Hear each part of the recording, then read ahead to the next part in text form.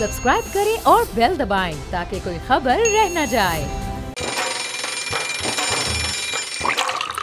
आजकल जिंदगी ही सुबह आउट ऑफ कंट्रोल है, दुनिया बोल है, तेरी दुनिया बोल है।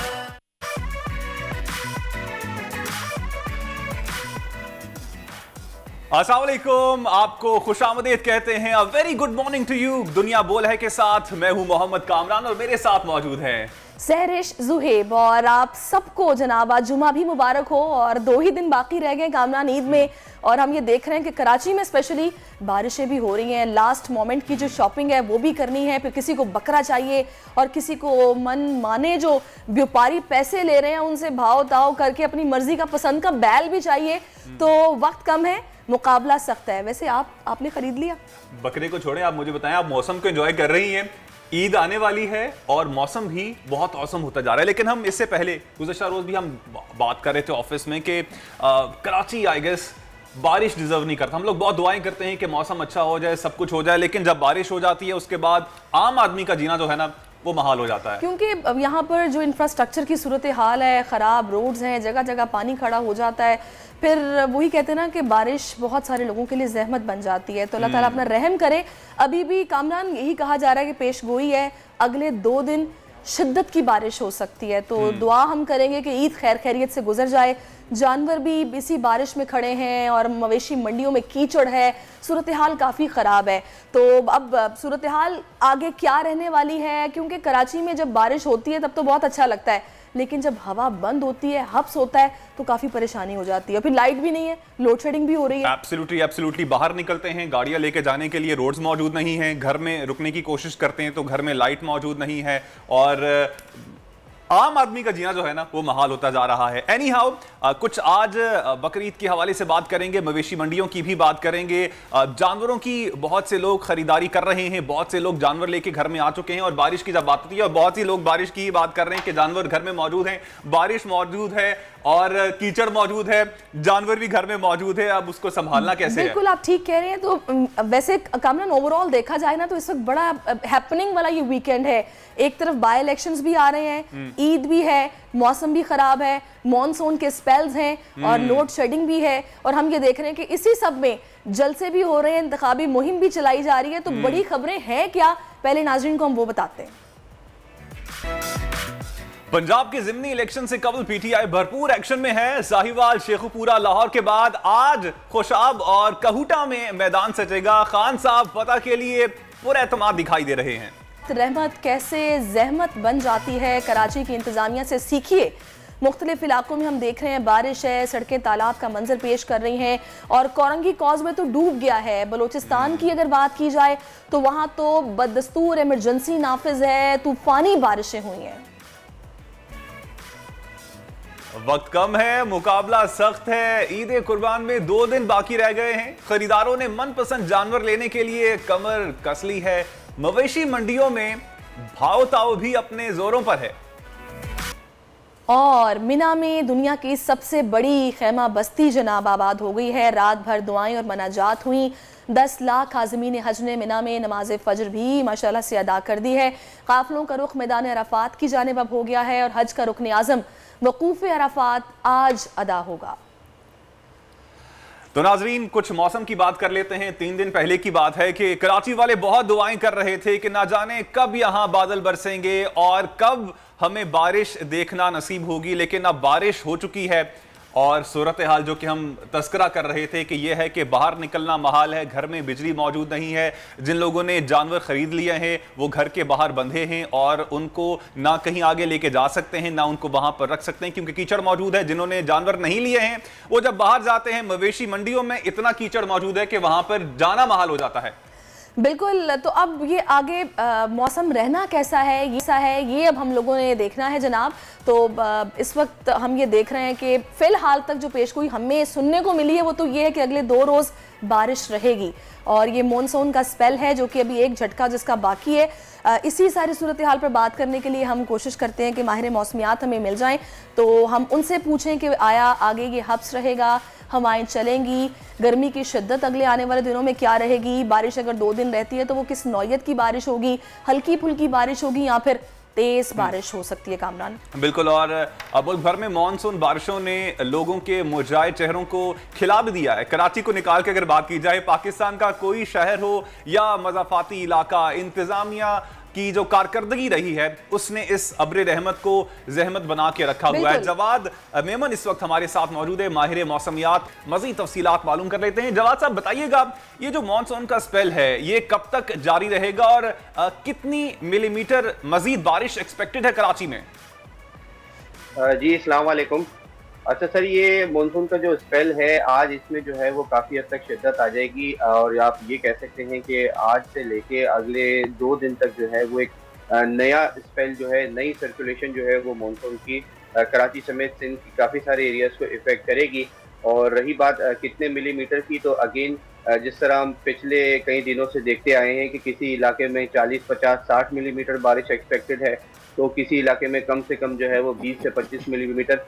तो यहाँ भी इस सिस्टम के ज़ेर असर जो है वो इसी तरीके की सिचुएशन रहेगी कि किसी एरिया में जो है, स्पेशली नॉर्दर्न और ईस्टर्न एरियाज में हम देखेंगे कि बारिश का जो मिलीमीटर है, बारिश का जो जोर है वो थोड़ा सा ज़्यादा देखने में आएगा। और साथ ही साथ जो कराची के जो साउदर्न एरियाज हैं, अब ये जो आने वाला सिस्टम है ये जो है इसका साउदर्न एरियाज की तरफ, यानी कि DHA, क्लिफ्टन, कोरंगी, लांडी जो समंदर से करीब इलाके हैं हमारे यहाँ, इसका जोर जो है थोड़ा इन इलाकों की तरफ भी इजाफा देखने में आएगा। अच्छा जवाब, यहाँ पर हम ये भी देख रहे हैं कि जब बारिश नहीं होती, कुछ देर के लिए रुकती है, तो हब्स सफोकेशन काफी होती है। हवाएं चलने का इम्कान है? नहीं बरता, ऐसा फिलहाल तो कोई इम्कान नहीं है। अगले कई रोज तक जो है वो इसी तरह गर्मी और हब्स की सिचुएशन रहेगी, जिसकी वजह ये कि बैक टू बैक मानसून के सिस्टम्स आ रहे हैं। जब भी कोई लो प्रेशर सिस्टम आता है तो वो सबसे पहले तो आपकी सी ब्रीज को कट ऑफ कर देता है। सी ब्रीज जो है वहाँ वो हमारे यहाँ पिछले कई दिनों से कट ऑफ है ऑलरेडी। प्लस जब ये इस तरीके के सिस्टम्स आते हैं तो ग्राउंड हीट जो है वो काफ़ी हद तक बढ़ जाती है। तो अनफॉर्चुनेटली अगले कई दिनों तक कराची में इसी तरीके की सिचुएशन रहने वाली है। अच्छा जवाद, हमने देखा है कि अनप्रेसिडेंटेड बारिशें होती हैं और बाज़-औक़ात बारिशें होती नहीं हैं, वहां पर खुश्क साली हो जाती है। तो ये मौसमियाती तब्दीली किस वजह से हो रही है और आम आदमी इसके लिए कर क्या सकता है? बिल्कुल देखें, मौसमियाती तब्दीलियाँ ही हैं कि पिछले कई सालों से हम देख रहे हैं कि मानसून सिस्टम जो है वो या तो हमारे यहाँ बहुत ज़्यादा जो है वो मामूल से ज़्यादा बारिशें शुरू हो जाती हैं या फिर जो है वो बिल्कुल ही नहीं होती हैं। जिस तरह 2018 में हमने देखा कि कराची और इसके आसपास के एरिया में जो है वो ना होने के बराबर मानसून जो है वो सीज़न आया, ना होने के बराबर ही बारिशें रही। उसके फ़ौरन अगले साल जो है 2019 में गैर मामूली बारिशें देखने में आई, मामूल से ज़्यादा बारिशें देखने में आई। फिर 2020 जिसमें अगस्त का जो महीना है, स्पेशली 27 अगस्त, वो शायद ही कराची वाले भूल सके, जिसमें आपको याद होगा कि कराची में 250-300 मिलीमीटर के आसपास जो है वो 1 से 1.5 दिन के अंदर जो है वो बारिश बरस गई थी। तो बिल्कुल अब ये मौसमियाती तब्दीलियाँ ही हैं और उसके साइंस भी हम देखते हैं कि हर आने वाला सीजन जो है वो एक्सट्रीम लेवल पे चला जाता है। सही। अच्छा, अगर बारिश हो रही है तो जवाब थोड़ा सा जरा बताइएगा बलूचिस्तान के हवाले से। वहाँ पर इस वक्त इमरजेंसी नाफिज है, तूफानी बारिशें हो रही हैं और आगे आने वाले दिनों में वहाँ क्या सूरत हाल कुछ कंट्रोल में आएगी, बेहतर होगी? वर्दा अनफॉर्चुनेटली ये जो आने वाला सिस्टम है इसके ज़ेर असर अगेन बलूचिस्तान में जो है वो काफ़ी हैवी रेनफॉल एक्सपेक्टेड है। स्पेशली कोस्टल बलूचिस्तान के रीजन में जो है वो ये सिस्टम एक बार फिर जो है वो काफ़ी हैवी रेनफॉल बरसाएगा और क्वेटा रीजन, खुजदार रीजन में भी जो है वो अगले 2 से 3 दिन जो है वो मॉडरेट टू हैवी रेनफॉल जो है वो एक्सपेक्टेड है।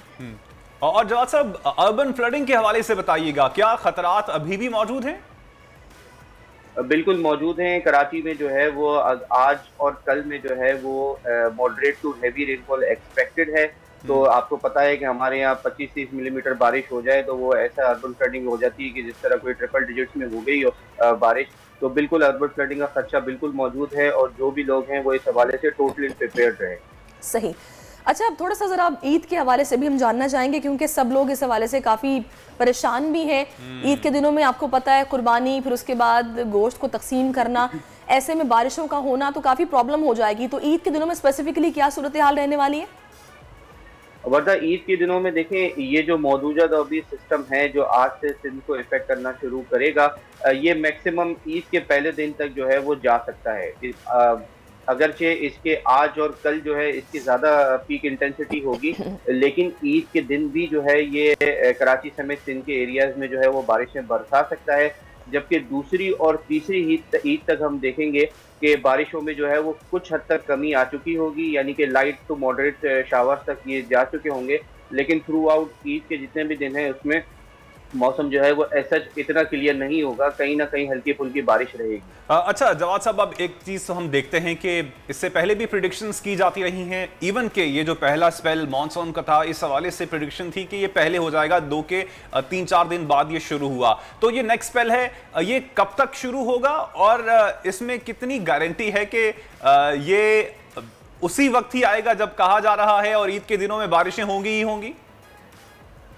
देखें सर, इसका ये जो स्पेल है मौजूदा, ये आज से जो है वो सिंध को इफेक्ट करना शुरू कर देगा और अगले 24 से 48 घंटे तक जो है वो इसके पीक इंटेंसिटी होगी। रही बात कि गारंटी की, देखें ये मौसम है, हर को सिर्फ फोरकास्ट की जा सकती है। प्रिडिक्शन का मतलब क्या होता है कि पेशन गोई, बाकी तो आपको पता है कि सिर्फ अल्लाह पाक ही जानते हैं कि कब कहाँ कितनी बारिश होनी है। लेकिन ये है कि चांसेस काफ़ी अच्छे हैं, 70 to 80% चांसेस हैं कि आज और कल में जो है वो इसकी ज़्यादातर बारिशें देखने में आएंगी। जबकि ईद के पहले दिन से, जैसे कि हमने बताया, कि इसकी शिद्दत में काफ़ी हद तक कमी आ जाएगी। अच्छा, अगर पंजाब की बात की जाए तो उसके मज़ाफ़ाती इलाकों में पंजाब में कौन से शहर हैं जो ज़्यादा इफेक्ट हो सकते हैं इस मानसून के स्पेल से? देखें वर्दा, ये जो सिस्टम है इसका असर जो है वो ज़्यादातर सिंध और बलूचिस्तान के कोस्टल एरियाज में और सेंट्रल बलूचिस्तान में रहेगा। लेकिन कल से जो है वो साउदर्न पंजाब के एरियाज में भी जो है वो दोबारा मानसून की हवाएं दाखिल होना शुरू होंगी। साथ ही साथ अपर पाकिस्तान से जो है एक वेस्टर्न डिस्टर्बेंस भी जो है वो इन एरियाज को इफेक्ट कर रहा है। तो अगेन कल या मैक्सिमम ईद के दिन से जो है वो साउदर्न पंजाब में भी बारिशों का जोर थोड़ा सा बढ़ जाए।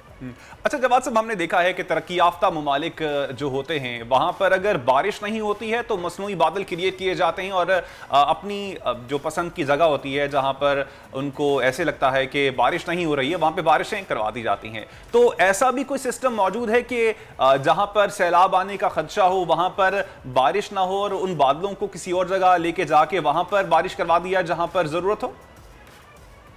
देखें, इस तरीके की टेक्नोलॉजीज तो मौजूद हैं कि अगर बहुत ज़्यादा कहीं बारिश हो रही है और अगर उससे उसी जगह पे दूसरे सिस्टम्स भी इफेक्ट कर रहे हैं तो इस तरीके की टेक्नोलॉजी, जिस तरीके के सोल्यूशंस तरक्की याफ्ता ममालिक में देखे गए हैं कि वो उस सिस्टम को उस जगह पहुंचने से पहले ही कुछ इस तरीके की चीज़ें इस्तेमाल की जाती हैं, कुछ टेक्नोलॉजी को इस्तेमाल किया जाता है कि वो जो सिस्टम होता है वो वहीं बरस जाता है जहाँ वो इफेक्टेड एरिया है ऑलरेडी, जहाँ पे काफ़ी ज़्यादा जो है वो फ्लडिंग वगैरह है।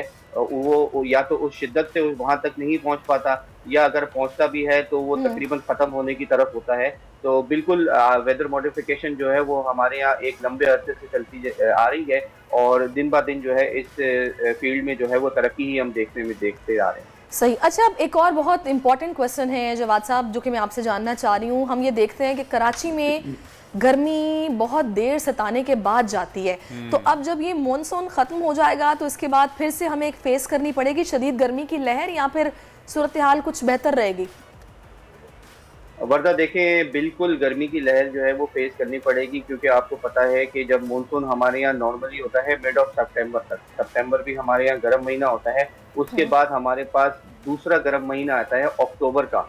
अक्टूबर नॉर्मली जो है वो एक गर्म महीना कहलाता है। ड्राई ज़रूर होता है क्योंकि सीज़न ट्रांजिशन हो रहा होता है, हम गर्मी से खिज़ा की तरफ जा रहे होते हैं, तो ड्राई सीज़न ज़रूर होता है, लेकिन ओवरऑल टेम्परेचर अक्टूबर के महीने भी काफ़ी हाई होते हैं। ये पोस्ट मानसून सीज़न कहलाता है जिसमें हमारे यहाँ बहरा अरब में जो है या खलीज बंगाल में जो है वो साइक्लोनिक एक्टिविटीज़ भी जो है वो अक्सर देखी जाती हैं अक्टूबर के महीने में। ओके अच्छा जवाद साहब, अब एक चीज़ आपसे पूछना और चाहूँगा। हमने देखा है कि अब जो मौसमियाती तब्दीलियाँ हैं वो तो सारी दुनिया को अफेक्ट कर रही हैं। आने वाले सालों में आप पाकिस्तान का मौसम कैसा देखते हैं और इंतज़ामिया को आपकी नज़र में क्या क्या स्टेप्स अभी से ले लेने चाहिए? देखें, पाकिस्तान का मौसम आने वाले सालों में तो हम यही देख रहे हैं कि ओवरऑल जो है हमारे यहाँ टेम्परेचर बहुत ज़्यादा बढ़ रहे हैं। ठीक है, पहली बात तो ये। दूसरी बात, हमारे यहाँ जो हीट वेव की जो फ्रीक्वेंसी है और जो इसकी इंटेंसिटी है वो भी पिछले कई सालों से अगर आप देखें तो वो बढ़ती हुई ही नज़र आ रही है। स्पेशली 2015 में जो डेडली हीट वेव आई यहाँ कराची में, इससे पहले शायद किसी आम आदमी को पता होगा कि हीट वेव क्या, किस नाम की क्या चीज़ होती है। लेकिन 2015 के बाद हमने देखा कि हर साल बैक टू बैक हमारे यहाँ हीट वेव्स आना शुरू हो गई हैं। ठीक है, फिर इसके साथ साथ हमारे यहाँ जो हमारे जो मैदानी इलाके हैं, जिस तरह थरपारकर हो गया, जो डेजर्टेड एरियाज हैं, बलूचिस्तान के कुछ रीजन हैं, यहाँ पे ड्राउट लाइक कंडीशंस जो हैं उनमें कुछ सिवियरिटी हम पीछे देखते आ रहे हैं, इनके पैटर्न्स में कुछ सिवियरिटी आना शुरू हो गई है। फिर अगेन हमारे यहाँ जो सबसे जो इस वक्त तकलीफ दे और सबसे जो परेशान कुन बात है हमारे यहाँ, वो उन ग्लेशियर्स का पिघलना है जो हमारे यहाँ सदियों से होते थे। लेकिन अभी कुछ दिन पहले भी हमने देखा कि अब पाकिस्तान के अपर एरिया में सोआत वैली वगैरह में जो है वो एक ग्लेशियर पिघलने के चीजें हमने देखी हैं। तो ये जो है इस हवाले से जो है हमें एहतियाती तदाबीर भी लेनी है। बिल्कुल, एहतियाती तदाबीर भी हमें लेनी है और इस हवाले से हमें पहले से तैयारी करके रखना होगी। जवाद साहब, बिल्कुल आपने ठीक में तर्जुमान बलोचिस्तान हुकूमत फरा अजीम शाह साहिबा ने ज्वाइन किया है। बहुत शुक्रिया आपके वक्त का। बलोचिस्तान में इस वक्त सिचुएशन काफ़ी ख़राब है, हम देख रहे हैं कि इमरजेंसी बदस्तूर नाफिज वहाँ पर की गई है। डिज़ास्टर मैनेजमेंट की तरफ से मजीद क्या ऐसे इक़दाम हैं जो कि उठाए जा रहे हैं सिचुएशन को कंट्रोल करने के लिए? जी बिस्मिल्लाहिर्रहमानिर्रहीम, बहुत शुक्रिया।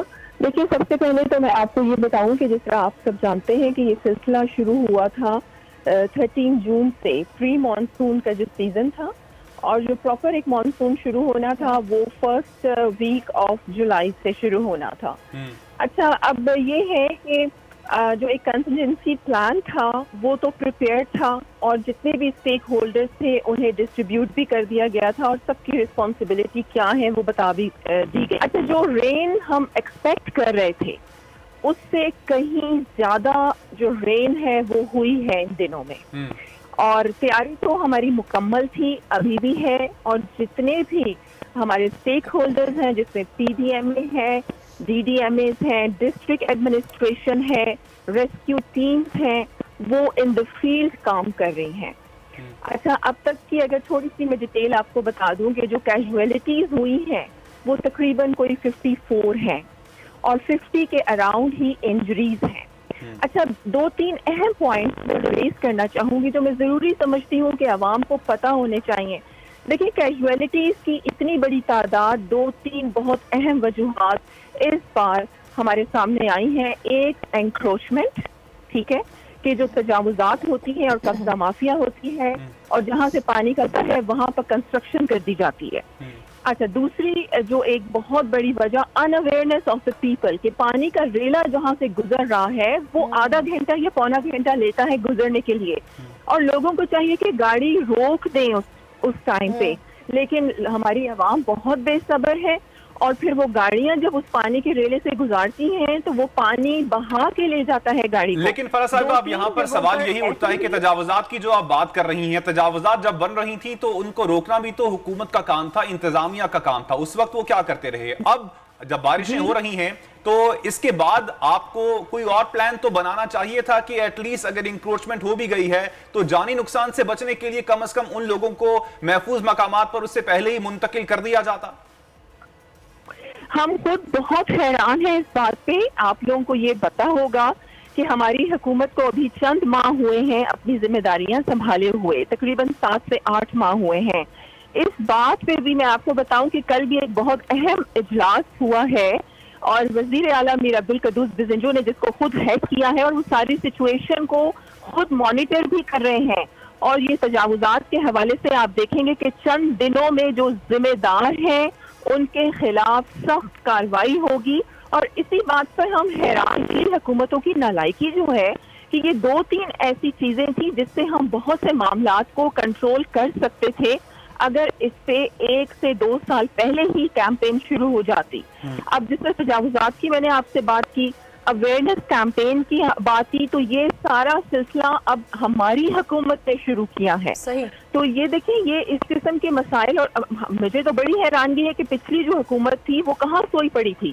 तो अब आप देखेंगे इंशाल्लाह के मामलात बेहतर होंगे। अभी चलिए, हमारी दुआ है कि मामलात, बिल्कुल आप सही फरमा रही हैं, हमारी दुआ है कि मामलात आगे चलकर बेहतर हों। और आपने बड़े अच्छे पॉइंट्स जो हैं वो इसमें से रेस किए हैं कि सिचुएशन को बेहतर किया जा सकता था। अगर 2 साल पहले इस पर काम होता कि तजावुज़ात का खात्मा किया जाता।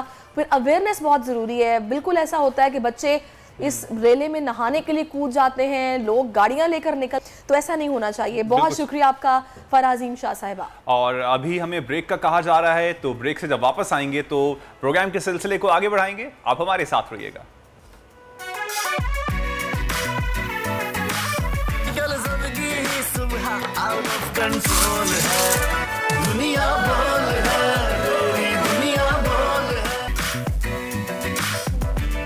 वेलकम बैक नाजरीन। और ईद में सिर्फ 2 दिन बाकी रह गए हैं और इस सारी सूरत हाल में हम ये देख रहे हैं कि जो सियासी अखाड़ा है उसका टेम्परेचर भी अपने पीक पे है। बिल्कुल इस हवाले से नहीं हमें नज़र आ रहा कि भाई ईद करीब है तो कुछ सियासी सरगर्मियाँ सुस्त रवि का शिकार हों।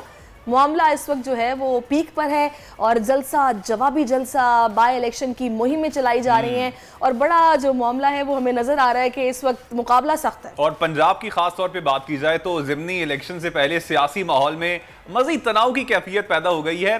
12 करोड़ की आबादी है पंजाब की और उसका अगला वजीर आला कौन होगा ये फैसला अब ज़िमनी इलेक्शन के नताइज ही करेंगे। ऐसे में साबिक वजीर आज़म इमरान खान ने कल इंतखाबी जलसे भी किए लाहौर में और शेखुपुरा में। खिताब करते हुए उनका कहना था कि ये अगर शहबाज शरीफ और हमजा शहबाज मौजूद रहे तो पाकिस्तान का कोई मुस्तकबिल नहीं रहेगा। बिल्कुल। और ज़िमनी इलेक्शन के हवाले से अगर हम बात करें तो लाहौर का हल्का PP 158 जहाँ पर पहले मरियम ने खिताब किया, फिर जनाब इमरान खान ने खिताब किया और कल जब उन्होंने खिताब किया तो उन्होंने कहा कि 26 साल पहले चंद लोगों के साथ मैंने सियासत शुरू की थी, लेकिन जब तक वो सीधा सियासी निज़ाम रहेगा मुल्क का कोई मुस्तकबिल नहीं है। उन्होंने अपने सियासी मुखालिफिन पर सख्त तनकीद भी की और कहा कि ये लोग 30 साल से मुल्क पर डाके मार रहे हैं, जबकि खदशा जाहिर किया कि ज़िमनी और आम इंतखाबात के लिए भी धांधली की तैयारियां जोरों शोर से कामरान जारी हैं। जी बिल्कुल। और PTI आज खुशाब और कहूटा में पिंडाल से जाएगी। तैयारियां कैसी हैं कहूटा में मालूम कर लेते हैं। इस वक्त मौजूद है हमारे साथ बोल न्यूज़ के नुमाइंदे अफजल जावेद। बताइएगा कहूटा में तैयारियां कैसी चल रही हैं और एक्सपेक्टेड कितने लोगों का है कि आज जलसे में मौजूद होंगे?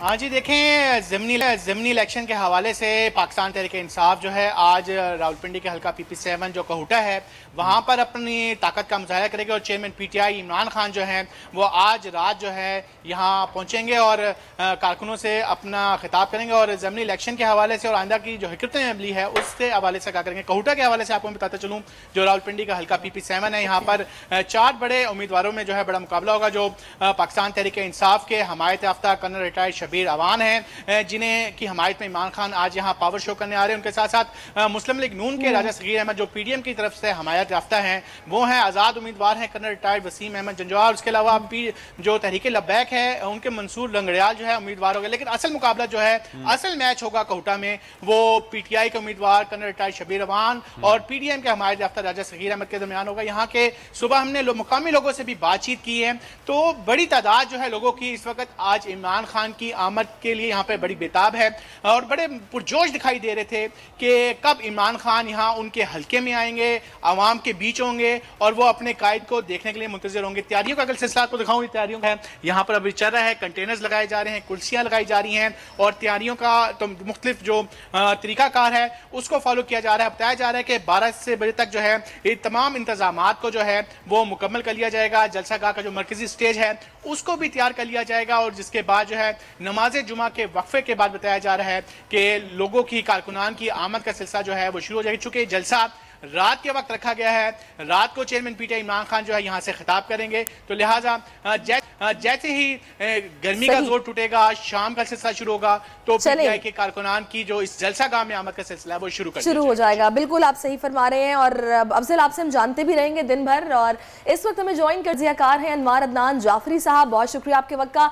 अनवार साहब मुझे ये बताएगा कि वजारत आला की दौड़ की वजह से ये जो बाय इलेक्शन है काफ़ी इंपॉर्टेंस इनकी हो गई है, तो आपको क्या लग रहा है ये जो पंजाब की अवाम है क्या इनका नून लीग से लगाव बरकरार है या फिर वो बयानिया जो मुख्तलिफ जलसों में इमरान खान बता रहे हैं, दे रहे हैं, अवाम उसको बाय कर रहे हैं?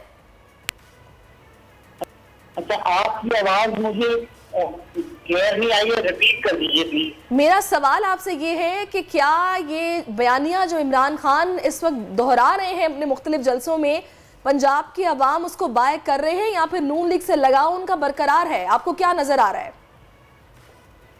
नहीं, अब बात बहुत क्लियर है। आवाम जो है वो मेरा नहीं ख्याल कि इस वक्त और जो जनरल रिस्पॉन्स मिला है इमरान खान को और उनकी कैंपेन को, उनके जो जलसे हैं, उस पर तो बात क्लियर है कि लोग उनके साथ हैं। अब ये अलग बात है कि कोई इस किस्म का कहिए कोई नेगेटिव मीन्स इस्तेमाल कर लिए जाए, अदरवाइज तहरीक इंसाफ इस वक्त एट द मोमेंट फेवरेट है आवाम की। अच्छा अनवर साहब, अब 20 सीटें जिन पे ज़िमनी इंतखाब होने जा रहा है, पाकिस्तान तहरीक इंसाफ आपकी नज़र में कितनी सीटों पर मजबूत है और कितनी सीटें अगर धांधली नहीं होती है तो पाकिस्तान तहरीक इंसाफ आराम से सिक्योर कर लेगी? मेरे ख्याल से तो स्वीप कर लेगी अगर धांधली ना हो तो। अच्छा, अब हम ये देख रहे हैं कि बार बार इमरान खान कह रहे हैं कि चीफ इलेक्शन कमिश्नर, मैं तुम्हें ये कह रहा हूँ कि बाज आ जाओ, तारीख में तुम्हारा नाम लिखा जाएगा, अगर तुम बाज ना आए, सपोर्ट ना करो। आपको लग रहा है कि इलेक्शन फ्री एंड फेयर होगा? देखिए, ये तो फिर अंदाजा हो जाएगा, लेकिन बात एक हद तक बड़ी क्लियर है। वो कहा जाता है ना कि धुआं वहीं पर होता है जहां आग होती है। तो ये बात तो है। प्लस की जो हिस्ट्री है इस बार इलेक्शन कमिश्नर की, इसमें तो जो उनका टिल्ट है या उनका जो इंक्लिनेशन है टुवर्ड्स पीएमएलएन, वो तो बहुत आया है। तो अगर इमरान खान साहब इस हवाले से वार्न कर रहे हैं तो एक्शन क्यों नहीं होता इस पर? कोई एक्शन क्यों नहीं लिया जाता? कौन देखेगा फिर इस मामले को? हाँ, ये बड़ा अच्छा सवाल है, इसलिए कि देखिए हर कानून के जुमरे में, कानून के दायरे में तो हर कोई आता है, तो उससे किसी को मुस्तस्ना तो हासिल नहीं है। ये बात बिल्कुल सही है कि इस वक्त वो लोग जो कह ना जिनके पास एब्सोल्यूट पावर्स हैं, अब वो बिटवीन द लाइन भी बहुत ही बात समझ की जा सकती है, उनको इंटरफेयर करना चाहिए। लेकिन हम देख रहे हैं अनवर साहब के जो मुल्की हालात हैं वो यकसर तब्दील होते जा रहे हैं। इससे पहले भी हमें पता है जो धांधली होती रही है, लेकिन अब जो इस वक्त मौजूदा पाकिस्तान की सियासी सूरत हाल चल रही है, अगर इंतखाबी धांधली होती है तो क्या पाकिस्तान किसी भी इंतखाबी धांधली का मुतहम्मिल हो सकता है? इस वक्त तो बिल्कुल नहीं हो सकता, लेकिन जो आपने बात की उसका एक्चुअल जो जवाब है ये है किसी वक्त भी नहीं होना चाहिए, क्योंकि जब लफ्ज धांधली आ गया ना तो उसके मायने फ्री एंड फेयर नहीं है। जो फ्री एंड फेयर नहीं है वो इलेक्शन भी नहीं है। हाँ, ये जरूर है कि इस वक्त करंटली 33% आपका जो महंगाई जो आपकी हिस्ट्री में, तारीख में हाईएस्ट है, वो बिल्कुल आज की हेडलाइन स्टोरी है, जो 33% को टच कर गया है। और क्योंकि इस वक्त जो करंट पाकिस्तान एक और बुरानी कैफियत ये जो इस वक्त बारिशें हैं, उसमें भी जो ये वजीर मौसमियात में शहरी रहमान साहबा ने जो बयान दिया है कि 87% जो है वो रेंज ज्यादा एक्सपेक्टेड है। तो इस वक्त पाकिस्तान इतना ज्यादा घेरा हुआ है बुरानों में कि किसी किस्म की भी जरा से भी वो नहीं अवॉइड कर सकता। अच्छा, अगर अनवर साहब अगर ऐसा होता है, से सपोज अगर पीटीआई क्लीन स्वीप कर जाती है पंजाब में, तो आपको क्या समझ आ रही है इसकी वजह क्या हो सकती है? क्या ये महंगाई जो कि इस वक्त अपने पीक पर है, क्या ये ईंधन बनी है तहरीक इंसाफ की इंतखाबी मुहिम का, या फिर उसकी वजह आप क्या समझते हैं, या वो बयानिया जो इमरान खान का है? इस वक्त जो तहरीक इंसाफ या पाकिस्तान की पॉलिटिक्स में ना वो 17 तारीख है जिसमें पंजाब की गवर्नमेंट का डिसाइड होना है। उससे पता चल जाएगा कि ऑन कोर्स ऑन ट्रैक क्या है। और मेरे ख्याल से अगर वो बिल्कुल फ्री एंड फेयर होता है और हमरा शहबाज उसमें इमर्ज नहीं होते या एज विक्टर इमर्ज नहीं होते, वो बहुत इंपॉर्टेंट है। तहरीक इंसाफ का इस वक्त जो एक स्टांस है वो तो चेंज नहीं होता, वो दे वांट इलेक्शन, ठीक है ना। और मेरे ख्याल से इससे पूरी आवाम भी इस बात को जनरली कि वी वांट इलेक्शन।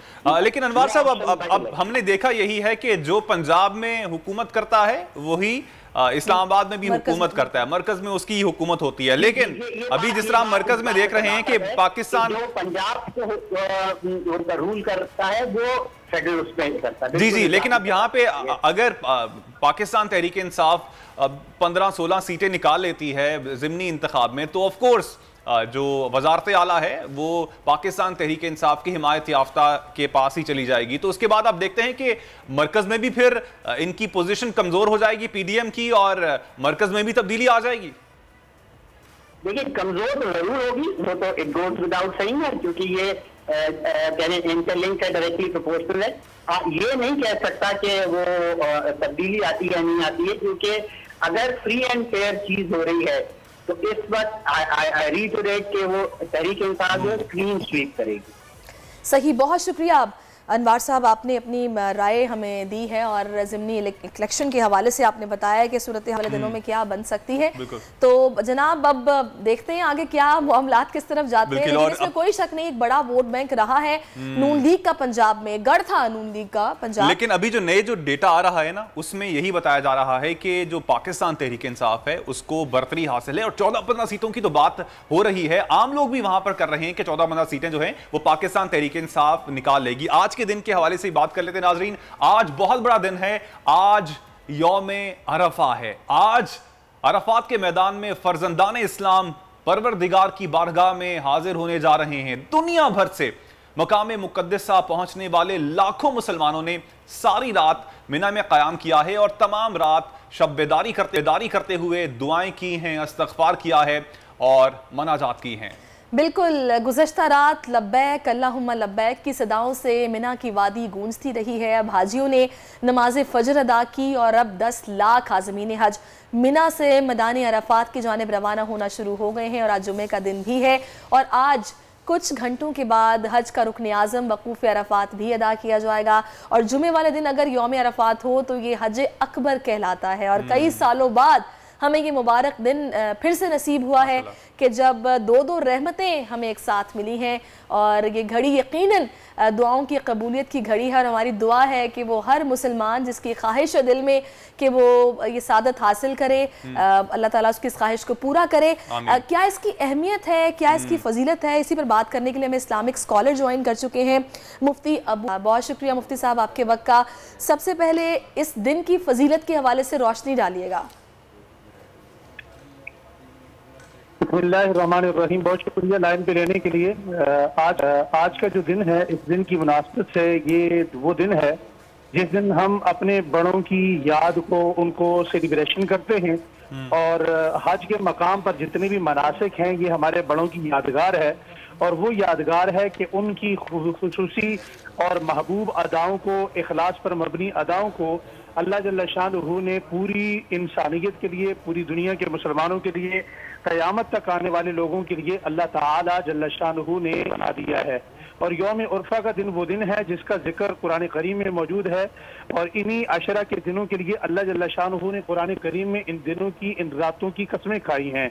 ये वो दिन है जिस दिन दुआएं कबूल होती हैं और इन दुआओं की कबूलियत की सबसे बड़ी इलामत यही है कि इसी मकाम पर आक़ाए दो जहां सरकार दो आलम सल्लल्लाहु अलैहि वसल्लम ने अपनी गुनहगार उम्मत के लिए 5 घंटे तसलसल से मुसलसल अपनी गुनहगार उम्मत के लिए दुआएं मांगी और ये दुआ मांग कर नबी करीम सल्लल्लाहु अलैहि वसल्लम ने फरमाया कि इस दिन को ज़ाया नहीं करना चाहिए। इस दिन अगर आप हज के मौका पर मैदान इरफात में मौजूद हैं तो आप हाजी हैं, बड़ी अच्छी बात है, लेकिन आप वहाँ नहीं भी हैं तो आप जिस जगह भी हैं वहाँ इस्तिग़फ़ार का एहतिमाम कीजिए, उन हाजियों के साथ तलबिया पढ़ते हुए शरीक हो जाइए और उसी तरह तलबिया और तकबीरात कसरत से कहते रहिए और ये आपकी दुआएं भी कबूल हों। मुबारकबाद के मुस्तहिक हैं वो हुज्जाज इकराम जो आज वहाँ मौजूद हैं और पूरी कौम के लिए दुआएं मांग रहे हैं। और मैंने यहाँ से जाते हुए भी कुछ हुज्जाज इकराम की ट्रेनिंग के वक्त उनसे ये अर्ज किया कि वहाँ ये दुआ मांगी कि अल्लाह जल्ल शानुहु इस उम्मत को आज इज्तिमाई तौबा की तौफीक नसीब फरमाए। वहाँ जो इज्तिमाइयत होती है, वहाँ जो आजी होती है, वहाँ जो इनकिसारी होती है, उस इनकिसारी, उस आजी, उस इज्तिमाइयत का, फिरका वारियत से पाक माहौल का, मुआशरे का उम्मत को आज जितनी ज़रूरत है आज से पहले कभी इतनी ज़रूरत नहीं पड़ी। और वहाँ जाकर दुआएं मांगने में हज़रत अब्दुल्लाह इब्न मसूद का मुज़ाहिरा नहीं करना चाहिए क्योंकि अल्लाह रब्बुल आलमीन के प्यारे पैगम्बर सल्लल्लाहु अलैहि वसल्लम फरमाते हैं अल हुज्जाजु वल उम्मार वफदुल्लाह, इस मकाम पर जितने भी लोग आते हैं अल्लाह जल्ल शानुहु इहराम बांध कर जब वो तलबिया पढ़ते हुए खाना काबा में दाखिल होते हैं तो उनके पिछले सारे गुनाहों को अल्लाह रब्बुल आलमीन माफ कर देते हैं। और इरफात में आने वाले जितने हुज्जाज हैं, जितने उम्रा करने वाले, जितने हाजी हैं, जितने मर्द व ख़वातीन हैं, जितने मुसलमान हैं, वो एक मखसूस लिबास के अंदर जो हज़रत इब्राहीम अलैहिस्सलाम की यादगार है उसके मुतल्लिक फरमाया कि ये वो लोग हैं जो आते हैं और अल्लाह है इनका मेजबान होता है, और मेजबान जो भी चीज अपनी जुबान से निकालता है अल्लाह रब्बुल आलमीन उसके दामन में डाल देते हैं। तो दामन में डालने के लिए जो चीज हमें सबसे ज्यादा जरूरत है वो आज इस बात की जरूरत है कि हम अपने गुनाहों की माफी मांगें। वहां हर चीज जो हम मांगे थी वो तो मांगनी चाहिए, लेकिन सबसे अहम चीज इंसान की मगफरत है, जिसका ताल्लुक अल्लाह रब्बुल आलमीन के साथ है। अल्लाह रब्बुल आलमीन से अल्लाह का फजल मांगना चाहिए, अल्लाह का करम मांगना चाहिए। और ये आज का दिन यौम उर्फा का दिन पूरी दुनिया में, पूरे आलम इस्लाम के लिए इंतहाई मुबारकबाद का दिन है, इंतहाई काबिल रश्क दिन है, इंतहाई अहम दिन है। ये वो दिन है जिस दिन को हम फजूलियात में, गपशप में। अच्छा मुफ्ती साहब, हमने ये देखा है कि मुफ्ती साहब जुमे को जब यौम अरफा होता है तो ये हज अकबर कहलाता है, तो हज अकबर पर थोड़ी रोशनी डालिएगा। जी जी बिल्कुल। जुमे के दिन अगर आपको उर्फा को दिन मिलता है और वहां जाकर आप एहराम बांधकर इरफात में मौजूद होते हैं और उर्फा का दिन जुमे को दिन पड़ता है, तो ये हज अकबर है। और हज अकबर के बारे में आता है कि ये हज मबरूक होता है, यानी अल्लाह जल्ल शान वैसे ही कोई बंदा वहां पर चला जाए और वो नियत हज की न करे तब भी उसका हज हो जाता है। वो होता है कि इसके अंदर अल्लाह रब्बुल आलमीन ऐसा बंदा जिसकी दुआएं कबूल ना भी करनी हो, जिसका हज मकबूल ना भी होना होता हो, उसकी दुआएं भी सुनी जाती हैं, उसे भी माफ किया जाता है। और उसकी बरकत से पूरी उम्मत में जहां जहां जैसे लोग होते हैं, जैसे गुनहगार, हज अकबर की सबसे बड़ी सादत ये होती है कि उस वक्त ठंडी हवाएं चलती हैं। आज आप ये देखें कि पूरे पाकिस्तान में इतनी शदीद गर्मी होने के बावजूद ठंडी हवाओं का मौसम है, तो ये अल्लाह जल्ल शानुहु की रहमत की इलामत है, अल्लाह जल्ल शानुहु की तरफ से माफी की इलामत है। तो इसका मतलब ये, भी थोड़ी देर पहले मेरी वहां सऊदी अरब में बात हो रही थी, तो वहां भी ये बता रहे के बावजूद एक ठंडी हवा महसूस हो रही है। तो हजरत अब्दुल्लाह बिन मसूद रजी अल्लाह तआला फरमाते हैं, ये अल्लाह जल्ल शानुहु की तरफ से हज के मकबूल और मंजूर होने की इलामत है। अच्छा मुफ्ती साहब, अब तकबीरात पढ़ने का हुक्म दिया गया है, तो ये अमल आम आदमी को कब कब करना चाहिए? जो हजरात वहां पर मौजूद हैं उनकी जो तकबीरात हैं वो तो उर्फा के साथ लाजिम मलजूम हैं, और जो अहबाब पूरी दुनिया में मुसलमान हैं उनका 9 ज़ुल्हज्जा की फजर से लेकर और 13 ज़ुल्हज्जा की नमाज असर तक तकबीरात पढ़नी है। इसमें जितने मर्द हैं, जितने खवातीन हैं, सभी शामिल हैं। अलबत्ता फ़र्क सिर्फ इतना है कि जितने मर्द हजरात हैं वो इज्तिमाई नमाज पढ़ें बाजमात, या गैर इज्तिमाई बगैर जमात के वो ऊंची आवाज़ से तकबीरात कहेंगे, और जितनी खवातीन हैं वो आहिस्ता आवाज़ से, धीमी आवाज़ से अपने कान सुन लें। अलबत्ता चलते फिरते वैसे भी इन तकबीरात का करना ये मुस्तहब अमल है, और इन दिनों के अंदर कुर्बानी के साथ साथ ये तकबीरात भी अल्लाह जल्ल शानुहु के यहाँ बहुत ज्यादा महबूब अमल है। और ये जो हम तराना गाते हैं लब्बैक अल्लाहुम्मा लब्बैक का, ये तराना अल्लाह जल्ल शानुहु को इतना महबूब है कि तकबीरात पढ़ने वाला इंसान वो होता है कि अल्लाह जल्ल शानुहु के यहाँ फरिश्ते इस बंदे का नाम लेकर कहते हैं, या अल्लाह ये आपका तराना पढ़ रहा है। अल्लाह जल्ल शानुहु कहते हैं तुम गवाह रहो, मैंने तुम्हें इसीलिए कहा था कि इन्नी आलम व माला तालमून, जो मैं जानता हूँ वो तुम नहीं जानते। तुम्हारी नजर मूसा पर है, तुम्हारी नजर नमरूद पर है, मेरी नजर इब्राहिम पर है, तुम्हारी नजर उतबा अबू लहब अबू जहल पर है, मेरी नजर मोहम्मद मुस्तफ़ा पर है, तुम्हारी नजर मुशरिकीन पर है, मेरी सहाबा इकराम अहले बैत इज़ाम पर है। तुम गवाह रहो कि तकबीरात का अमल मुकम्मल होने से पहले मैंने अपने बंदे को माफ कर दिया है। अच्छा मुझसे ये पूछना चाहूंगा कि कुर्बानी से कबल हमने देखा है कि बाल और नाखून काटे जाते हैं, तो इस अमल के बारे में बताइएगा कि ये मुस्तहब अमल है या वाजिब है, और अगर किसी ने बाल कटवा लिए हैं तो क्या इससे कुर्बानी पर कोई असर पड़ेगा? बाल या नाखून काटने का ताल्लुक जो है ये निफासत के साथ है। इन दिनों के अंदर नबी करीम सल्लल्लाहु अलैहि वसल्लम ने फरमाया जिस पर कुर्बानी वाजिब है वो अपने फालतू बाल और नाखून न ले। तो ये मुस्तहब अमल है, अगर कोई करता है तो उससे सवाब मिलेगा। और अगर बाल या नाखून इतने लंबे हो चुके हैं कि वो निफासत के खिलाफ जा रहे हैं और पाकी नापाकी की तमीज खत्म हो रही है तो फिर उन्हें काटना जरूरी होता है। लेकिन अगर इतने लंबे बाल नहीं हैं और नाखून भी छोटे हैं तो फिर कुर्बानी करने के बाद इनको काटने का हुक्म है। ये आक़ाए दो आलम सल्लल्लाहु अलैहि वसल्लम ने इस पर खुद अमल किया, सहाबा इकराम ने किया।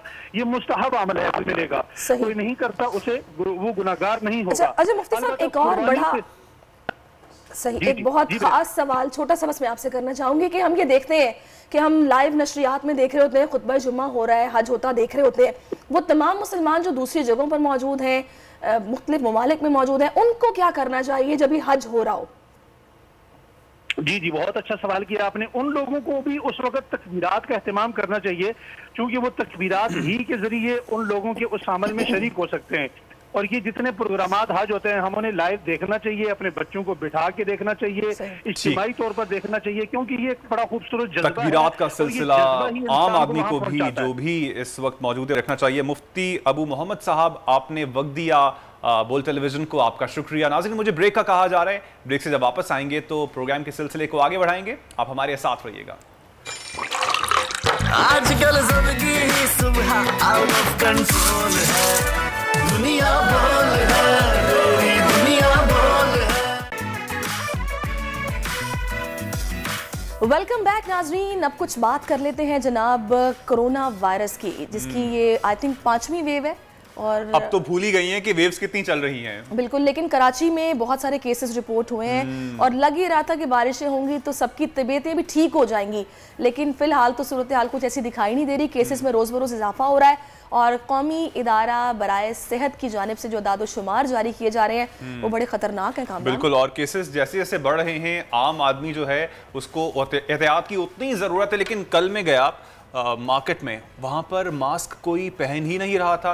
दैट्स द वेरी अनफॉर्चुनेट बात कि जब आपको पता है कि केसेस में इजाफा हो रहा है और आपको पता है कि आप बीमार हो सकते हैं, तो इसका ये मतलब नहीं है कि इससे पहले अगर कोरोना जो था वो कुछ टाइम के लिए ख़त्म हो गया था तो आपने एहतियात दोबारा से भी करनी है, क्योंकि केसेस दोबारा से आ रहे हैं। एक और ख़तरनाक बात आपको बताऊं कामरान, मैंने खुद विटनेस किए हैं ऐसे केसेस कि गला ख़राब हुआ, बुखार हुआ, तबीयत ख़राब है, लेकिन डॉक्टर के पास नहीं जाना, कोविड में डाल देंगे, टेस्ट करवाना पड़ेगा और इतने सारे टेस्ट करवाएंगे, एडमिट कर लेंगे, तो बेहतर है घर पे ही ठीक हो। अब हम लोग ना, वैसे एक तरह से कहा जाए कि हम लोग खुद ही मुनाफिक हैं। हम लोग अपने आप से भी झूठ बोलते हैं कि हमें ऐसी चीज़ पता कराने की ज़रूरत ही नहीं है जो कि हमें शायद किसी परेशानी में मुब्तला कर दे। कुछ आदाद-ओ-शुमार की बात करें तो जो कौमी इदारा बराए सेहत की जानिब से आदाद-ओ-शुमार दिए गए हैं, 24 घंटों के दौरान मुल्क भर में कोरोना के 21,137 टेस्ट किए गए, जिनमें से 693 मुस्बत केसेस रिपोर्ट हुए हैं। तो मुस्बत केसेस की जो शरह है अब वो 3.28% हो गई है वो। बिल्कुल, और इसी इजाफे के पेश नज़र शहरियों को कहा गया है कि भाई खुदारा अपना ख्याल रखें, एहतियात करें। इस वक्त हमारे साथ मौजूद है डॉक्टर साहब, हेल्थ एक्सपर्ट हैं, प्रोफेसर सईद खान साहब। मैं आपका शुक्रिया अदा करूँगी, आपने अपना कीमती वक्त हमें दिया है। डॉक्टर साहब, गले सबके ख़राब हैं और यहाँ पे हम ये देख रहे हैं कि बुखार 104 तक हो रहा है। क्या ये सिम्टम्स कोविड के हैं? थोड़ा सा बताइएगा कि जब नई लहर है इसके सिम्टम्स क्या वही हैं जो पहले थे? तो शुक्रिया प्रोग्राम में इनवाइट करने का। यकीनन पैंडेमिक चल रही है, इस तरह के अलामात है ये करंटली वो तो कोविड ही के हैं, उसके अलावा कुछ इक्का दुक्का बीमारी और हो सकती है, लेकिन इतना मजमूई तौर पर अगर सब लोग इस तरह के अलामात से दो चार हैं तो ये पेंडेमिक की अलामात कंसिडर होगी। और यही अलामात हैं, किसी को माइल्ड वो थोड़े से ज़्यादा हैं क्योंकि वैक्सीनेशन के स्टेटस पे भी डिपेंड करता है, पर्सनल हेल्थ पे भी और इम्यूनिटी पे भी डिपेंड करता है। अलामात थोड़े से वेरी करते हैं, लेकिन यही अलामात इस वक्त कोविड के पेशेंट्स के हैं और अक्सरियत इनमें कोविड पेशेंट की है। लेकिन जिस तरह आपने इंट्रो में बताया, कोई जहमत नहीं करता कि वो कंफर्म कर ले, वो एक डिनाइल फेज में होते हैं। पहले वो फियर होता है कि भाई कहीं कोरोना हो ना जाए, जब हो जाए तो फिर वो डिनाइल में होता है कि कोरोना नहीं, कोई ऐसे खांसी बुखार मौसमी बीमारी है, और फिर वो स्टिग्मा रिलेटेड एक चीज़ हो जाती है कि मेरे को, मैं कहूँगा कि मुझे कोरोना है तो बाकी लोग मुझसे शायद डिस्टेंस रखेंगे, और तो इस वजह से ये बीमारी मजीद बढ़ती चली जा रही है। जो गो के किसी और को कहने की ज़रूरत नहीं होनी चाहिए, आपको खुद से एहतियात बरतनी चाहिए, अपना भी ख्याल रखना चाहिए, अपने साथ दोस्तों का, बल्कि एक आम आदमी भी है जिससे आपका कोई ताल्लुक नहीं है उसका भी आपको ख्याल रखना चाहिए कि आपकी वजह से कोई और मुतासिर ना हो जाए। डॉक्टर साहब, अब क्या वजह है कि हम लोग एहतियाती तदाबीर को हैं वो भूल चुके हैं और दोबारा से हम कैसे इस कोरोना पर काबू पा सकते हैं? हमने देखा है कि दवाइयां बहुत सी इस वक्त मार्केट में मौजूद हैं, कितनी फीसद ये दवाइयां कोरोना के खिलाफ जो हैं वो काबिल अमल हैं? क्योंकि लोगों को ये गलत फहमी है या खुशफहमी कि शायद कोरोना ख़त्म हो गया। दूसरी बात ये कि शायद कोरोना से इतना कोई नुकसान नहीं हो रहा, तो इसलिए वो एहतियात नहीं बरत रहे हैं और ज़्यादातर खुद ही कोई ना कोई ट्रीटमेंट शुरू कर देते हैं। तो ये बहुत ख़तरनाक बात है, क्योंकि बहुत सारे लोग ऐसे हमारे पास जो ICU वगैरह में आते हैं या हॉस्पिटलाइज होते हैं, वो इन्हीं मराइल से गुजरे होते हैं, वो अपने इलाज खुद कराने की कोशिश कर रहे होते हैं। तो ऐसे मरीजों को चाहिए कि वो डॉक्टर से रुजू करें और खुद इलाज घर पे ना करें। अच्छा डॉक्टर साहब, इसमें एक चीज़ और भी है, हम ये देख रहे हैं कि हुकूमती लेवल पर भी संजीदगी इस दफ़ा उस तरह दिखाई नहीं दे रही। पहले एनर्जी सेविंग के लिए ये औकात कार कम किए थे मार्केट्स के, लेकिन उसके बाद ईद पर भी नरमी कर दी गई है। वो अवेयरनेस जिस तरह पहले फैलाई गई, कुछ थोड़ा सा सख्ती की गई, उसकी कितनी ज़रूरत है जो कि नहीं हो रही अभी? यकीनन गवर्नमेंट अपने तौर पे कोशिश तो कर रही है, लेकिन जाहिर बात है हमारा ये मसला है कि आवाम खुद इतनी जिम्मेदारी का एहसास नहीं करते। आप ये हुकूमत कितना करेगी वो कम है, मजीद उनको करना चाहिए, लेकिन आवाम को खुद भी जिम्मेदारी का एहसास करना चाहिए कि नुकसान तो आवाम को होता है ना। गवर्नमेंट तो एक ऑर्डर इशू कर लेती है, फिर फॉलो करना आवाम का जिम्मेदारी है कि इतने बड़े जमघटों में जा रहे हैं, स्पेशली अभी ये मवेशी मंडी लोग जा रहे हैं, तो आपने जिस तरह जिक्र किया कहीं भी मास्क का इस्तेमाल नहीं है। और ये सिर्फ कोरोना नहीं, बहुत सारी और बीमारियां हैं जो जानवरों से फैलती, CCHF है और सारी बीमारियां हैं। तो ये आवाम की जिम्मेदारी है कि वो अपने लिए एहतियात करें और अपने जो शहरी है उसको भी मुतासर होने से बचाएं और एहतियाती तदाबीर पे अमल करें। वैक्सीनेशन का खास इस्तेमाल करें, क्योंकि अभी बूस्टर डोज की बहुत अहमियत बढ़ गई है, क्योंकि माहिरीन ये कहते हैं कि काफ़ी अगर टाइम गुजर गया, साल या 6 महीने, तो पिछले वैक्सीन की अफादियत में कमी आना शुरू हो जाती है। और जो नया वेरिएंट आया है ओमिक्रॉन का BA.5, उसमें खसूसन हमें जरूरत है कि वैक्सीनेशन बहुत जरूरी है। लेकिन डॉक्टर साहब आप देख रहे हैं कि मौसम भी थोड़ा तब्दील हो रहा है, मानसून की बारिशें हैं वो जारी हैं। अब इन मानसून की बारिशों की वजह से डेंगू के केसेस भी साथ साथ सामने आ रहे हैं और कोरोना के केसेस भी सामने आ रहे हैं। इन वबाओं से आम शहरी बचें तो बचें कैसे, और क्या इंटरलिंक्ड है कोरोना डेंगू इस मौसम से? बिल्कुल, ये सीज़न जो है डेंगू के लिए आइडियल है। जब बारिशें हो जाती है, पानी कड़ा हो जाता है, तो इसमें मच्छर परवरिश पाते हैं और फिर उसी के जरिए डेंगू भी फैलता है। दोनों का वायरस और अलग है, लेकिन ये वबाई अमराज हैं। तो आवाम में शऊर की वजह से, सफाई की वजह से और एहतियात की वजह से इन अमराज पे हम काबू पा सकते हैं। बस बैसती मजमूई अगर हम सफाई पसंदी का ख्याल रखें, सफाई का ख्याल रखें, तो यकीनन इस तरह की वबाओं पे हम काबू पा सकते हैं।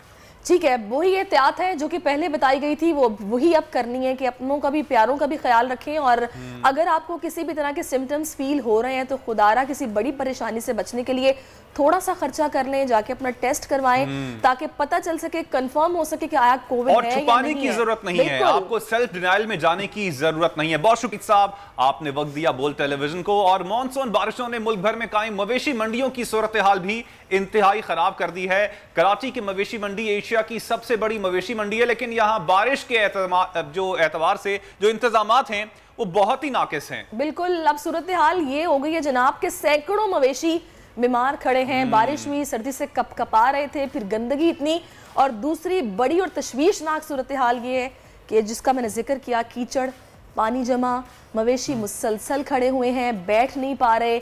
कराची के अलावा दीगर शहरों में भी व्यापारियों को किसी न किसी हद तक नाकिस इंतजामात के बायस काफी परेशानी हो। लेकिन अब सुना है कि अब ईद से सिर्फ 2 दिन पहले कराची की मवेशी मंडी में मवेशियों की कीमतें कुछ कम हो गई हैं। असल सूरत हाल क्या है ये मालूम कर लेते हैं हम अपने नुमाइंदगान से। कराची से हमारे साथ मौजूद हैं अब्दुल हसीब, इस्लामाबाद से हमें ज्वाइन किया है अलादिता खान ने, कोयटा से हमारे साथ मौजूद हैं आबिदा कलीम, जबकि आसिफ शकूर हमारे साथ पेशावर से मौजूद हैं। सबसे पहले कराची का रुख करते हैं। हसीब, बताइएगा कराची में इस वक्त मंडी की क्या सूरत हाल है? एशिया की सबसे बड़ी मंडी है, इंतजामात जो हैं सुनने में यही आ रहा है कि बहुत नाकिस हैं।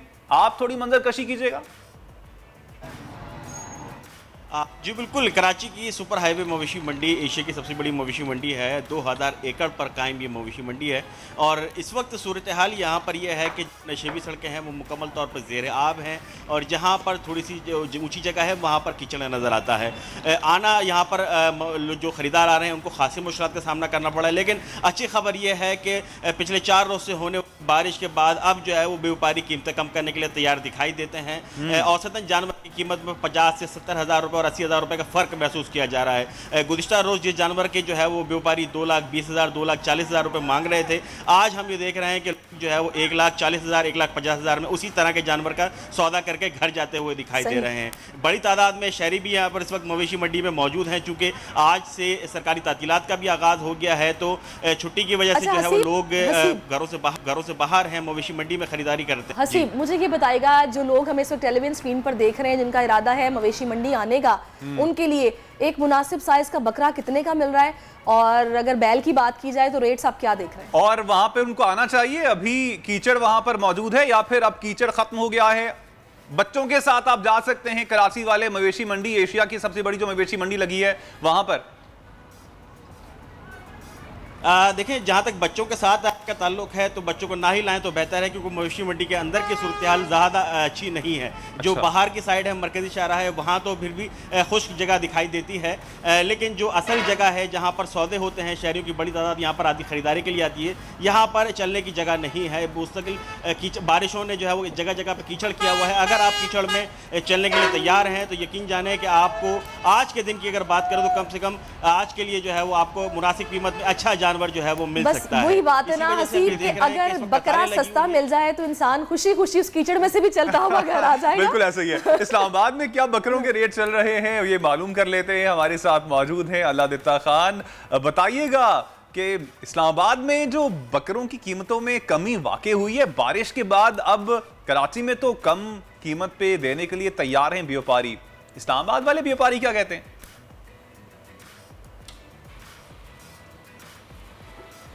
इस्लामाबाद की बारिश 3 दिन पहले हो चुकी थी, क्योंकि जो अब कराची में बारिश जाकर पहुंची है, ये बारिशों का स्पेल 3 दिन पहले इस्लामाबाद में शुरू हुआ था। उस वजह से इस्लामाबाद की मवेशी मंडियों में भी ख़रीदारों को भी और जो व्यापारी हैं उनको भी मुश्किलात का सामना था। सब कीचड़ हो चुका था। लेकिन आज के दिन की अगर बात की जाए तो आज जानवरों के नीचे कीचड़ ज़रूर मौजूद है, लेकिन बारिश कल से रुकी हुई है। और दूसरा, छुट्टियाँ होने की वजह से भी आज लोगों का रश मंडियों में बढ़ता हुआ नज़र आ रहा है। जिस तरह 2-3 दिन पहले हमने इसी मवेशी मंडी में देखा, लोग सिर्फ भाव ताव कर रहे थे, लेकिन आज हमें ख़रीदारी करते हुए नज़र आ रहे हैं। और जो लोग व्यापारी दूर दराज के इलाकों से जानवर लेकर भी आए हैं, उनकी भी ख्वाहिश है, चूँकि 2 दिन बाकी रह गए हैं, तो उनका भी यही ख्वाहिश है कि 4 पैसे उनको अगर मिलते हैं तो वो अपना मुनाफा लेकर इन जानवरों को सेल कर दें। बताइएगा कितने जानवर अब तक आप लोग सेल कर चुके हैं और क्या प्रोग्राम है? ये करके जाओगे, कुछ कम करोगे या वही रेट रखना है कि 2 लाख 2.5 लाख? इंशाल्लाह करके जाएंगे जी। तो कितना क्या सी प्रोग्राम क्या है? मार्जिन मुनासिब? 14 अल्हम्दुलिल्लाह ठीक है जी। 14 जानवर थे, अभी 3 जानवर बाकी है। 3 बाकी हैं? हाँ जी। जी बिल्कुल।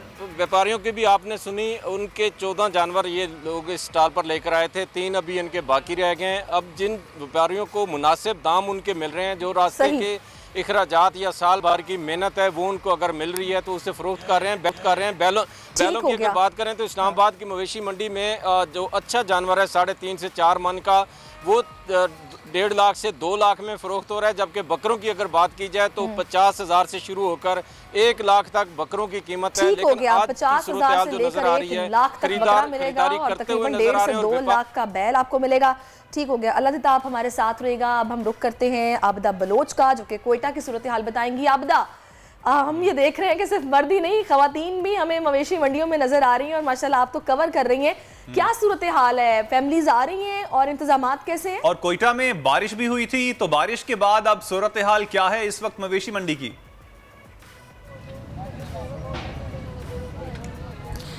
जी बिल्कुल, मुल्क के दीगर जो है शहरों की तरह कोयटा में भी जो मवेशी मंडी है वो कोयटा के मुख्तलिफ मकामात पर जो है लगाई गई है। इस वक्त मैं कोयटा के समंगली रोड मवेशी मंडी में मौजूद हूँ, जहाँ मेरे अकब में जो है नाजरीन देख भी सकते हैं कि यहाँ पर जो कुर्बानी के जानवर है वो काफ़ी तादाद में लाए गए हैं। ख़रीदार भी आ रहे हैं और जो व्यापार और ख़रीदार है उनके दरमियान दो ताव पाव का जो सिलसिला है वो भी जारी है।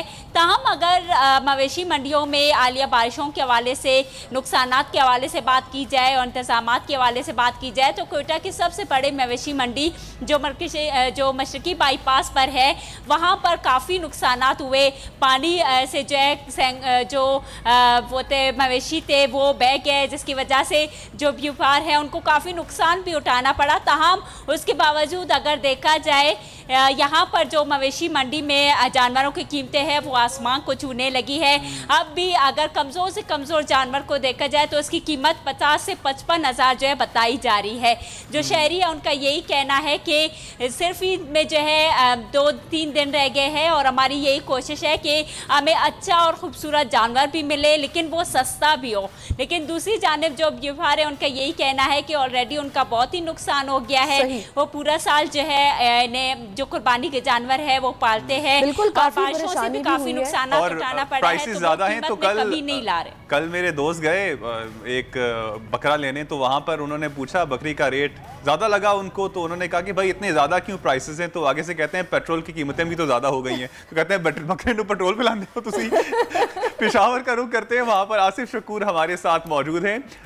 आसिफ बताइएगा, इंतजामात के हवाले से आप कौन सी मंडी में मौजूद हैं, और जो व्यापारी होते हैं उन्होंने भी वहां पर टाइम गुजारना होता है, वहां पर रहना होता है, अपने जानवरों की देखभाल करनी होती है। अब इन व्यापारियों के हवाले से भी क्या मंडियों में इंतजामात अच्छे किए गए?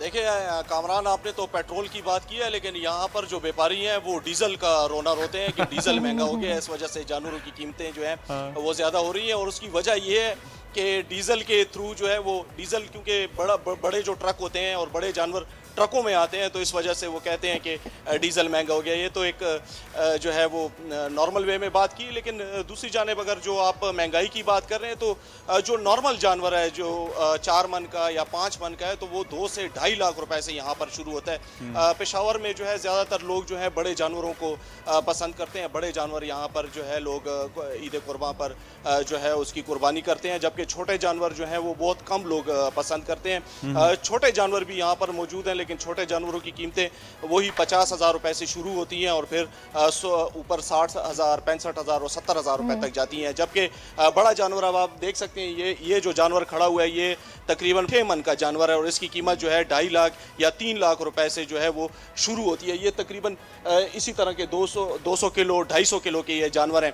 ये नॉर्मल कैटेगरी के जानवर हैं और जो आम शहरी हैं वो उनसे जब हमारी बात होती है तो उनका ये कहना है कि हमारी जो रेंज है वो 1,20,000 रुपए में है। पिछले साल जो है जिन लोगों ने कुर्बानी की थी 1 लाख रुपए में या 1,20,000 में की थी, तो वो कहते हैं 20,000 हम ज्यादा कर लेंगे, लेकिन अब डबल फिगर में चला गया है। 1,20,000 वाला बिल्कुल प्राइसेस बहुत ज्यादा हैं, बिल्कुल आप सही कह रहे हैं, फरोख्त हो रहा है। ठीक है हसीब, कराची में पेश गोई है कि अभी एक स्पेल बाकी है और काफी शिद्दत का वो स्पेल होगा। क्या आपको लग रहा है मंडी को देखकर कीमतें मजीद कम करते आपको दिखाई दे रहे हैं व्यापारी, या फिर नई रेट कम नहीं होंगे मजीद?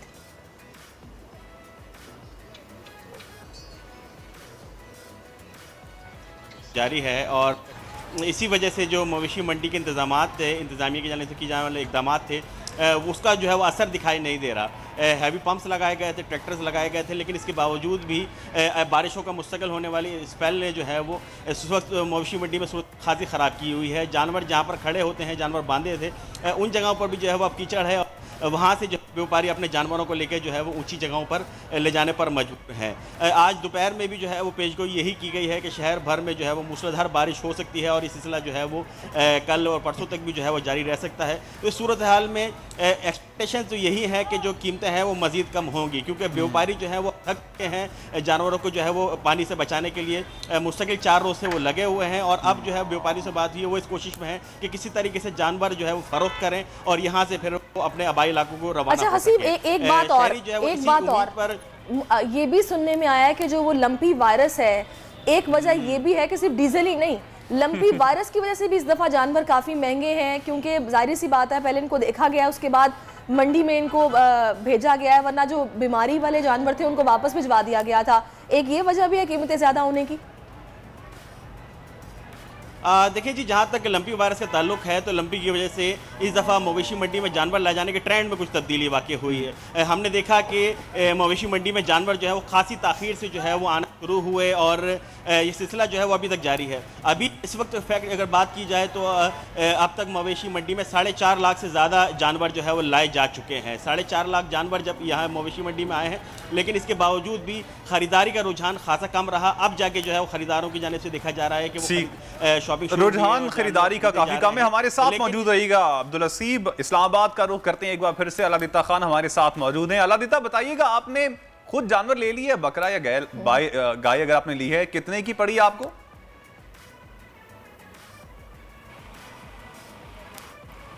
जी फिलहाल तो हम मवेशी मंडियों के रेट ही चेक कर रहे हैं। इस तरह बाकी लोगों ने मवेशी मंडियों के रेट भाव ताव का सिलसिला जारी रखा। अभी तक हमारा भी कुछ इसी अच्छा, अलादिता भी यही सोच रहा है कि यार मैं तो इधर रोजाना की बेसिस पे वीपर देने आ रहा हूँ, देखूंगा एंड टाइम तक कि मुझे जब तक अच्छी मेरी पसंद का नहीं मिल जाता जानवर और मेरे रेट पे नहीं मिल जाता तब तक मैं लेना नहीं। अच्छा, आपने ले लिया? नहीं, मैं असल में हमारी इस्लामाबाद में, I am in Karachi right now, my family is in Islamabad, तो मेरे छोटे भाई हैं वो लेते हैं जानवर लेते हैं, उन्होंने ले लिया है एंड हम लोग सारे बहन भाई मिलके करते हैं। अच्छा अलादिता, एक और चीज आपसे पूछना चाहूंगा। उनको आप भेज दें, अच्छा जानवर लेकर दे देंगे इंशाल्लाह।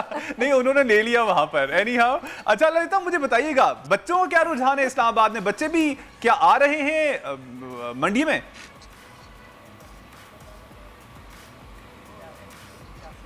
जी बिल्कुल, आज के दिन देखने में नज़र आ रहा है कि बच्चे, फैमिली, ये लोग सुबह से या एक तो छुट्टियां हो गई हैं, दूसरा ये है कि मौसम बारिश होने के बाद आज अच्छा मौसम है, जुमे के दिन का, हवा भी चल रही है और उसके साथ कुछ बादल भी हैं, मतलब जज़वी तौर पर आलूद है। तो छुट्टी होने की वजह से आज सुबह से ही हम देख रहे हैं मंडी के अंदर बच्चे, फैमिलीज आके देख रहे हैं, क्योंकि बच्चों का ज़्यादातर शौक होता है कि बकरा लेना है तो खूबसूरत बकरा लिया जाए, जानवर ले। चलें, बिल्कुल, बच्चे बहुत एक्साइटेड होते हैं और उनको खास एक शौक होता है कि मंडी खुद जाएंगे और जानवर लेके आएंगे। आपदा बताएगा, यहाँ पर कोयटा में भी ऐसा ही है? बच्चे आ रहे हैं मंडी में, फैमिलीज आ रही हैं, क्या देख रही हैं आप?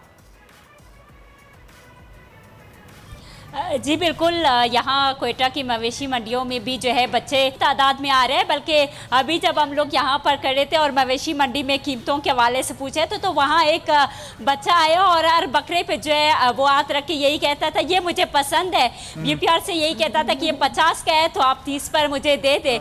तो काफ़ी जो है यहाँ पर बच्चे एक्साइटेड है और यहाँ पर आ रहे हैं ताकि वो अपनी जो कुर्बानी की जानवर है वो खरीद सके। ठीक है। अच्छा, हमें बताइएगा सरिश, आप अपनी खरीदारी के हवाले से बताइएगा। हमें थोड़ा सा मुझे पता है कि आपके बच्चे आपको बहुत तंग कर रहे हैं, तो उनको कब बकरा लेके आप दे रही हैं? मेरे बच्चों का यही कहना है कि मम्मा हमारे घर गोट कब आएगी, हमारे घर काऊ कब आएगी। और यकीन जानिए कामरान, बारिश की वजह से हम सोच रहे हैं कि निकले ना निकले, कहीं फंस ना जाएं और मंडी तक पहुंचना और जानवर को लेके आना अभी तक तो पॉसिबल नहीं हुआ, लेकिन उम्मीद करती हूँ कि आगे ये जो 1-2 दिन बाकी हैं इंशाल्लाह हफ्ते की रात तक आ जाएगा जानवर। तो हम अपने सभी नुमाइंदगान का शुक्रिया अदा करते हैं, आबदा बलोच, अलादिता खान, नासिफ शकूर, अब्दुल हसीब, आप चारों का बहुत शुक्रिया। पढ़ेंगे यहाँ पर और ब्रेक यहाँ पर लेंगे, ब्रेक से वापस आएंगे तो प्रोग्राम के सिलसिले को यहीं से ही आगे बढ़ाएंगे। आप हमारे साथ रहिएगा। बिल्कुल। आजकल जिंदगी ही सुबह आउट ऑफ कंट्रोल है, दुनिया बोल है, मेरी दुनिया बोल है।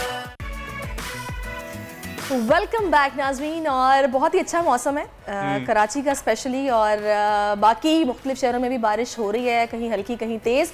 और एक बहुत ही मज़ेदार सी खबर है हमारे पास, मैंने तो ऐसा पहले कभी नहीं देखा और मुझे लगता है, यकीन है कि आप लोगों ने भी ऐसा पहले कभी नहीं देखा होगा। कामरान, आपने देखा? नहीं, अभी दिखाते हैं। बिल्कुल, ये बारात की वीडियो जो कि वायरल हुई है और आपको पता है कि इसमें सारिफीन ने तबसरा भी किया और बड़े मजे के कमेंट्स इस पे आए हैं और कहा यही गया कि कुछ भी हो जाए दुल्हनिया जरूर लेकर। बिल्कुल, और आई एम श्योर कि दुल्हे मियाँ की ये जिद होगी और दुल्हन ने तो कहा होगा शायद कि यार कोई बात नहीं, आगे हम 1-2 दिन एक्सटेंड भी कर सकते हैं, बाराती कम होंगे हमारे पास, लेकिन दुल्हे ने कहा होगा चलो खर्चा ही बचेगा यार। अच्छा, ये नहीं कि बारिश की वजह से कुछ परेशानी हो या फिर अफरा तफरी है, वो बैंड बाजे के साथ बैंड बाजा भी चल रहा है अंदर, तंबू के नीचे बैंड बाजा भी छुपा के रखा हुआ है। एनीहाउ, बारिशों की बात हो रही है तो इन बारिशों से दुल्हे मियाँ परेशान हो ना हो, लेकिन अदाकार अली अंसारी के साथ साथ दीगर कराची के रहने वाले हैं वो भी बहुत परेशान हैं।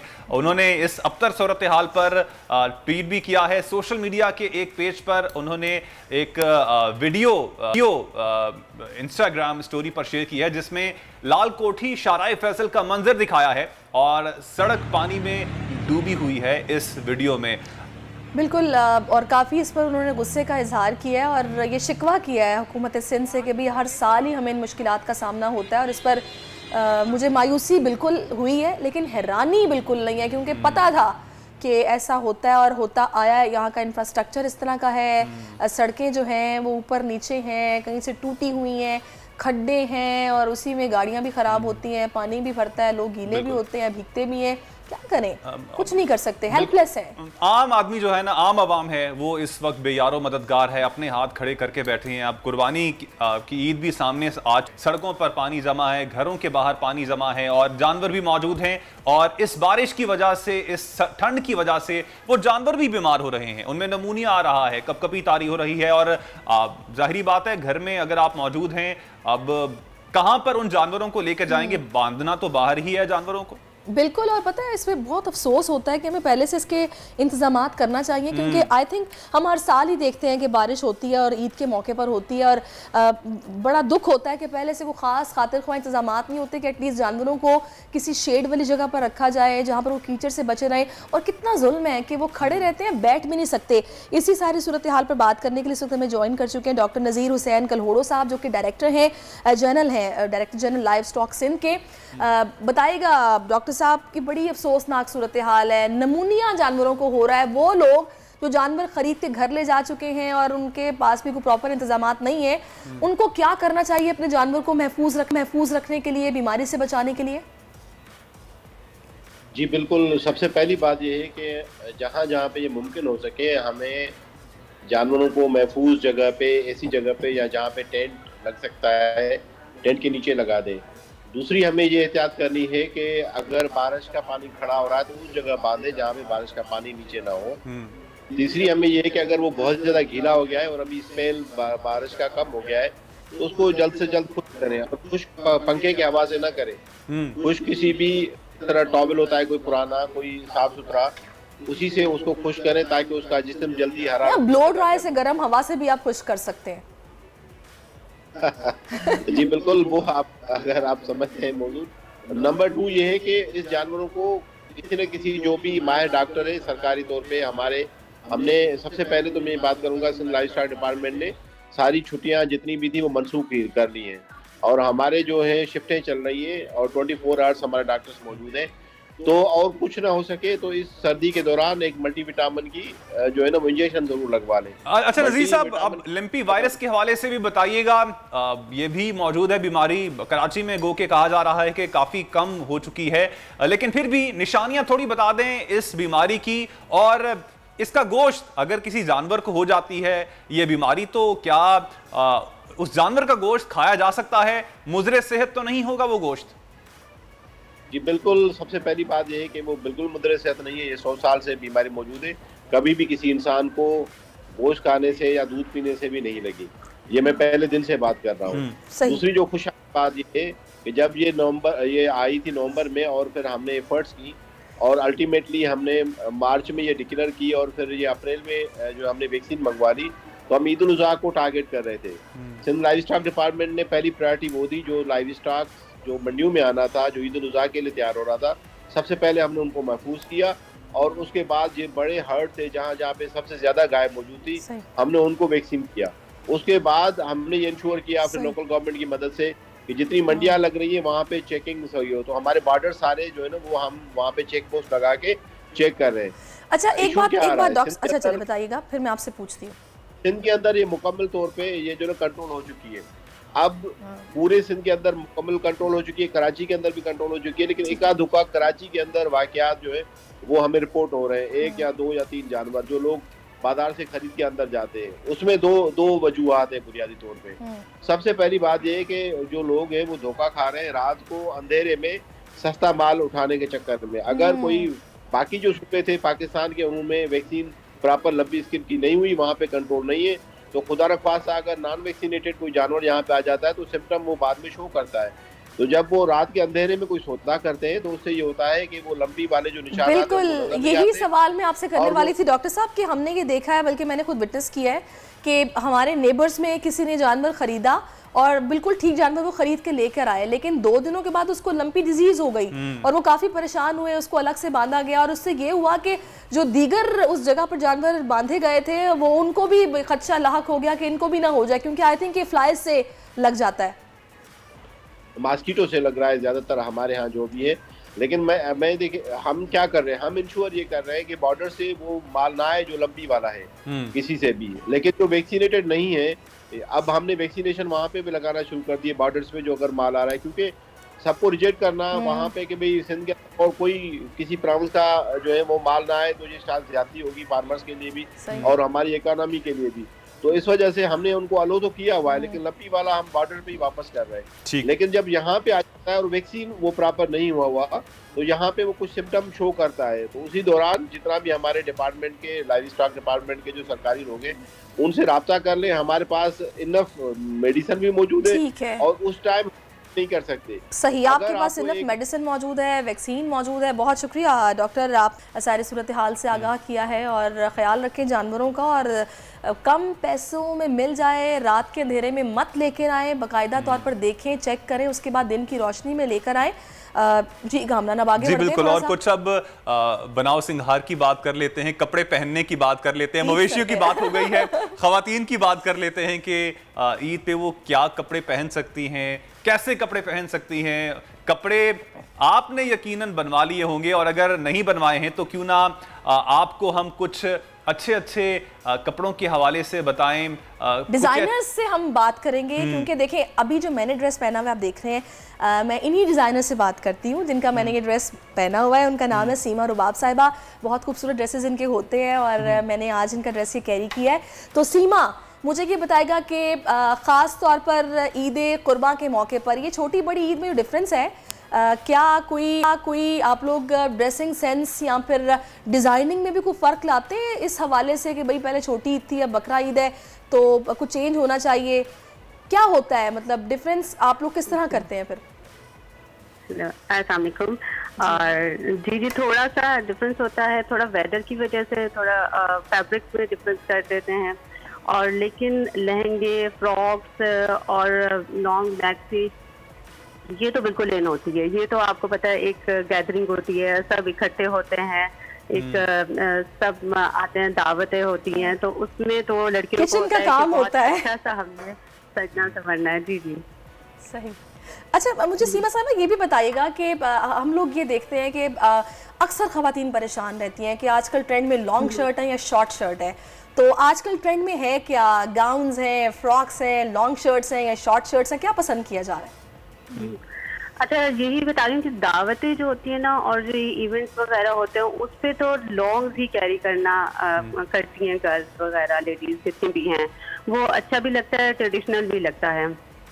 सेकेंडली ये कि शॉर्ट शर्ट और ट्राउजर भी चल रहा है सॉलिड कलर्स पे, बट और काफ्तान बहुत इन है आजकल, वो बहुत ट्रेंडी लगता है और स्टाइलिश भी लगता है। और मेन की अगर बात की जाए, मर्दों की बात की जाए, गो के बड़ी ईद है और मर्द हजरात यूजुअली कुर्बानी में मसरूफ होते हैं बिल्कुल ऐसी कुर्बानी में मसरूफ होते हैं, लेकिन अच्छे कपड़े भी पहनना चाहते हैं। मर्दों में क्या इन है इस ईद पे, क्या है इन?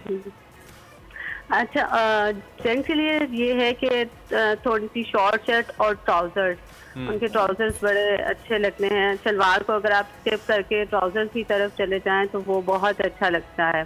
और वेस्ट कोट वेयर करने अगर आप गर्मी बर्दाश्त कर सकते हैं या इसी में है तो वेस्ट कोट भी कैरी करते हैं। तो कलर्स किस तरह के इन हैं? डार्क कलर्स इन हैं, लाइट कलर्स इन हैं? अच्छा वैसे तो समर्स में पेस्टल्स की तरफ जाते हैं, लेकिन आजकल सॉलिड कलर बहुत इन है और बहुत अच्छे लगते हैं। मुझे भी सॉलिड कलर्स पसंद है। बहुत शुक्रिया आपका सीमा रुबाब साहिबा, थैंक यू सो मच। और बस प्रोग्राम के इख्तिताम का मुझे कहा जा रहा है, चंद अशार पर आज के दिन के हवाले से आज के प्रोग्राम का इख्तिताम करना चाहूँगा। हरम में सर झुकाने की मेरी भी तमन्ना है, तेरा दर देख आने की मेरी भी तमन्ना है, झुकाकर सर तेरी चौखट पे या रब्बुल आलमीन, तेरी अज़मत का तराना गुनगुनाने की मेरी भी तमन्ना है। अल्लाह ताला हर मुसलमान को ये सादत नसीब फरमाए। जुमे का रोज़ है और हज अकबर भी है, यकीनन आज का दिन पूरी उम्मत मुस्लिमा के लिए बड़ा दिन है। तकबीरात और दुआओं के आयाम में अपने रब से मुआफ़ी और इस्तग़फ़ार करें, और हमारा प्यारा मुल्क पाकिस्तान, इसकी सलामती को खुसूसी इस पर आपने याद रखना है, दुआएँ करनी है। मुझे और मेरे साथी एंकर कामरान को दीजिए इजाज़त। अल्लाह हाफ़िज़। आजकल जिंदगी ही सुबह आउट ऑफ कंट्रोल है, दुनिया बोल है, तेरी दुनिया बोल है। सब्सक्राइब करें और बेल दबाएं ताकि कोई खबर रह न जाए।